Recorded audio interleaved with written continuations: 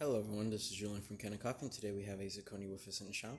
And I came in for a few things, mainly a tune-up on the group head. This tune-up's a little bit trickier just because it has the spring piston system, which means that the machine pushes pressure down with a spring, which is kind of hard when you take apart to press it back in. But you have to have special tools to work on these machines. But we did a tune-up on the machine. Also replaced the sight glass. The gaskets, we did replace the pressure gauge. You can kind of see if I were to move it over here. The gauge has been replaced because the older one, which I think I still have around here, yeah, we do. The older one is broken by quite a bit, as you can see. It's off by a lot. So we did replace it with a brand new one. Also, we had to replace the pressure stat just because of how old this one is, as you can see. So we replaced it with a newer style one. And besides that, that's pretty much everything we did on the machine. I'm just going to put this back while we brew a shot. Just get, there you go. So we got our portafilter, which we cleaned. We have some coffee in here. Pick this up. Now we're going to pull down the lever, let water get into the group head for a few seconds. And we're going to start letting it go.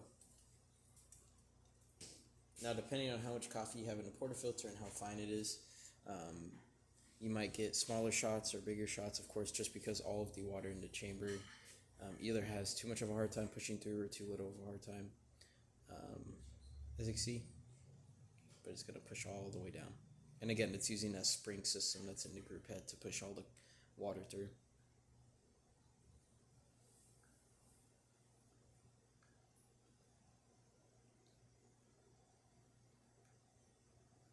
There you go.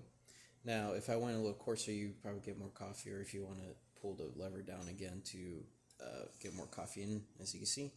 And if I were to let go, you see a lot more coffee rushing through. Again, it's just dependent on your grind setting, and then, of course, how much coffee you want.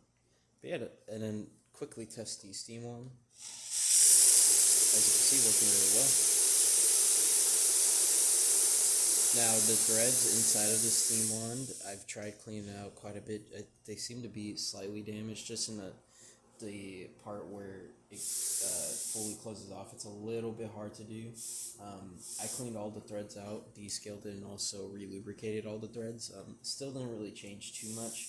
You still can close it, it just takes a little bit of time. Of course, the gaskets and everything that are in there are completely brand new. It's just mainly that the threads are just getting older. It's a really old machine.